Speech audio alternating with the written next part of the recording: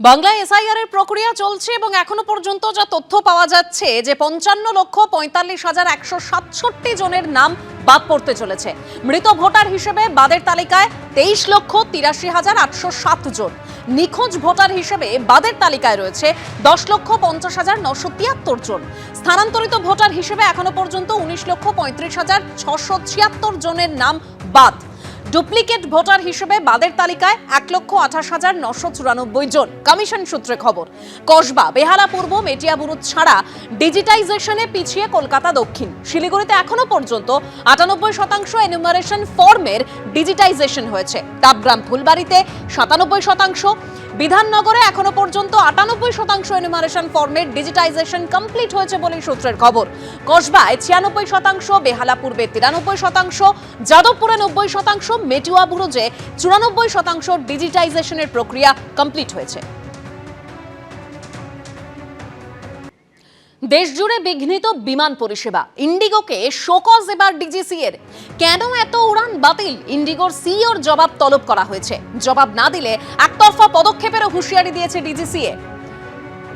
আজও দেশজুড়ে আজও অসংখ্য উড়ান বাতিল করা হয়েছে এবং আগেই যেরকম আমরা জানি ইন্ডিগো কর্তাদের সঙ্গে বিমানবন্দরের বৈঠক, আর এবার ডিজিসি এর তরফে যে তথ্য সামনে আসছে, ইন্ডিগোকে শোকজ করা হয়েছে এবং ইন্ডিগোর সিইওর জবাবও তলব করা হয়েছে। যদি জবাব না পাওয়া যায় তাহলে একতরফা পদক্ষেপের হুঁশিয়ারি ডিজিসি এর।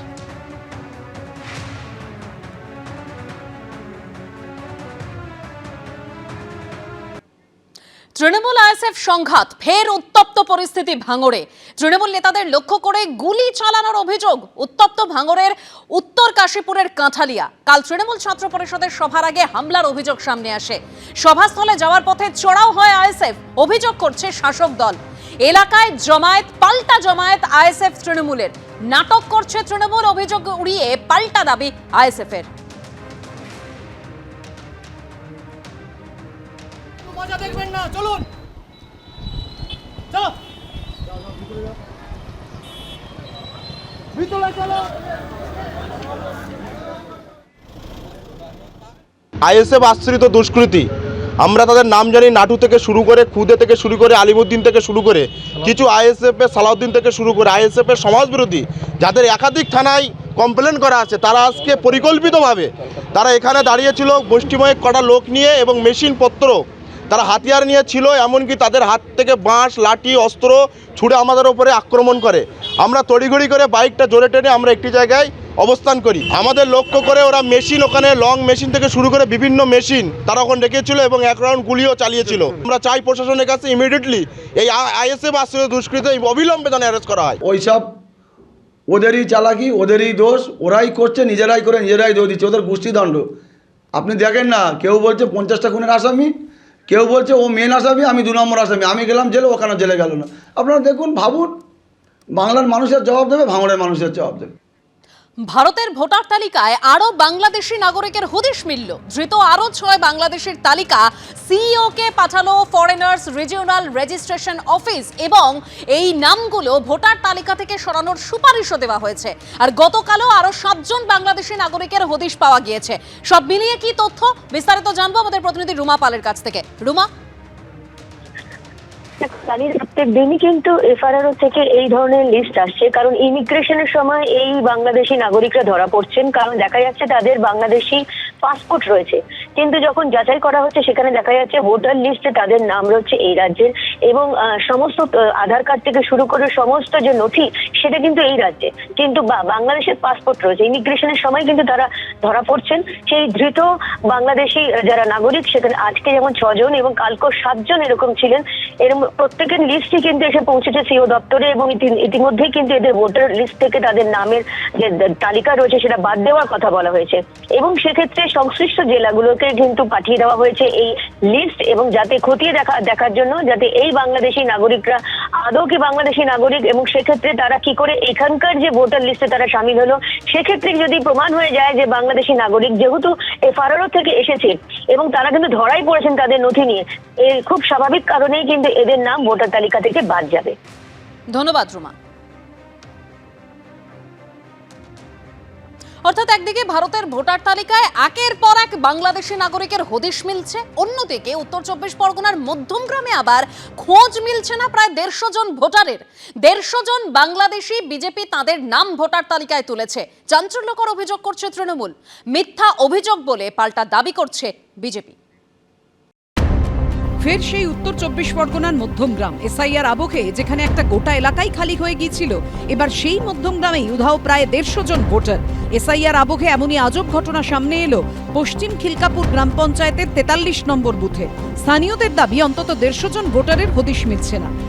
নেতাজি পল্লীতে এই যে সমস্ত নামের তালিকা তাদের খুঁজে পাওয়া যাচ্ছে না। এলাকার বাসিন্দাদের জিজ্ঞাসা করবো, এই যে চুমকি বই দেখেছিলেন?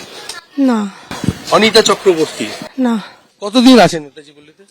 আমি অনেক দিন, 30-35 বছর। কাটতে কল্লোল অধিকারী, আপনি সবাইকে চেনেন এলাকা? হ্যাঁ, মোটামুটি আশেপাশে সবাই এরা কারা তাহলে? চেনা লাগছে না। ভোটারদের হদিশ না মেলার কথা জানিয়েছেন বিএলও।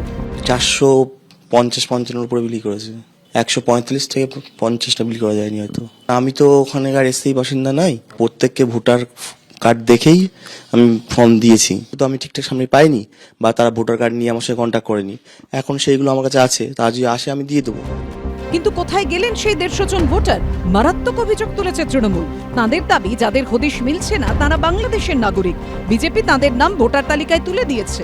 2019 সালে এটা যেহেতু আমাদের একটু কলোনি বেস এলাকা, বিজেপির খুব বাড়প্রান্ত বিরোধীদের চক্রান্তে আজকে আমাদের এরা ম্যাক্সিমাম আমাদের হিন্দু ভাইরা চক্রান্ত করে তাদের নাম তোলা হয়েছে বিজেপির মাধ্যমে।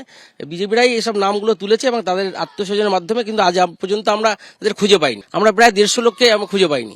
উনি মানুষের কাছে এটা একটা মানে খুব সুন্দর কৌশলে একটা হিন্দুদের নাম বাদ যাচ্ছে, হিন্দুদের নাম বাদ যাচ্ছে বলে একটা ন্যারেটিভ সেট করছে। এবং যত এসআইআর এর মধ্যে চলছে, বিএলওরা ভালো কাজ করছে এবং দেখেছেন যে কিভাবে তারা সুন্দরভাবে সুষ্ঠুভাবে কাজ করতে পারে। নির্বাচন কমিশন পুরোপুরিভাবে তাদের সাথে আছে। এসআইআর চালু হওয়ার পর এই মধ্যমগ্রামে 3 নম্বর ওয়ার্ডের একটি বিস্তীর্ণ অঞ্চলের বাসিন্দারা উধাও হয়ে গিয়েছিলেন। রীতিমতো খাঁ খাঁ করছে এলাকা, কঙ্কালসার বাড়ি, ঘর, দৌড়, উঠোন। স্থানীয় বাসিন্দাদের দাবি ওই এলাকার বাসিন্দারা বাংলাদেশে চলে গেছেন। এবার সেই মধ্যমগ্রামেই হদিশ মিলছে না প্রায় 150 জন ভোটারের। সমীরণ পাল ও সুদীপ্ত আচার্য রিপোর্ট, এবিপি আনন্দ। ফের কমিশনের নির্দেশ অমান্য, স্ক্যানারে বারুইপুর পূর্ব। এসআইআর শৃঙ্খলা ভঙ্গ ও অবৈধ কার্যকলাপের অভিযোগ সামনে এসেছে।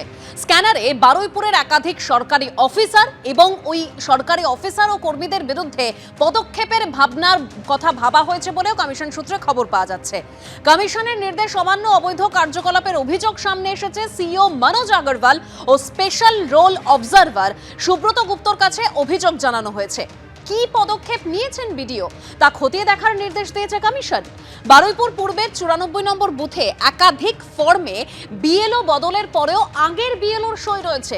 বিরোধীদের আপত্তিতে বিএলওর দায়িত্ব থেকে সরানো হয়েছিল তৃণমূলের বুথ সভাপতিকে। 4 নভেম্বর এক অঙ্গনওয়াড়ি কর্মীকে ওই বুথেই বিএলওর দায়িত্ব দেওয়া হয়। বিএলও বদলের পরেও 25 নভেম্বর সই করা ফর্মে পুরনো বিএলওর সই রয়েছে। কেন কমিশনের নির্দেশ অমান্য করে ফর্ম সংগ্রহ করা হয়েছে?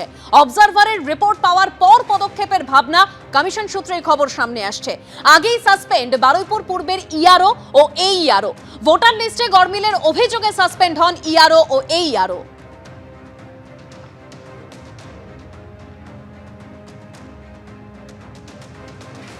আর এখনো পর্যন্ত যা তথ্য সামনে এসেছে, এসআইআরে 55,45,167 জনের নাম বাদ পড়তে চলেছে। মৃত ভোটার হিসেবে বাদের তালিকায় 23,83,807। নিখোঁজ ভোটার হিসেবে বাদের তালিকায় 10,50,973 জন। স্থানান্তরিত ভোটার হিসেবে এখনো পর্যন্ত 19,35,676 জনের নাম বাদ পড়তে পারে। ডুপ্লিকেট ভোটার হিসেবে বাদের তালিকায় রয়েছেন 1,28,994 জন। এরকমই কমিশন সূত্রে তথ্য সামনে আসছে। কসবা, বেহালা পূর্ব, মেটিয়াবুরুজ ছাড়া ডিজিটাইজেশনে পিছিয়ে রয়েছে কলকাতা দক্ষিণ। শিলিগুড়িতে এখনো পর্যন্ত 98% এনুমারেশন ফর্মের ডিজিটাইজেশন হয়েছে। ডাবগ্রাম, ফুলবাড়িতে এখনো পর্যন্ত 97% এনুমারেশন ফর্মের ডিজিটাইজেশন হয়েছে। বিধাননগরে 98% এনুমারেশন ফর্মের ডিজিটাইজেশন হয়েছে বলেই সূত্রের খবর। কসবায় 96%, বেহালা পূর্বে 93%, যাদবপুরে 90% আর মেটিয়াবুরুজে 94% ডিজিটাইজেশন হয়েছে।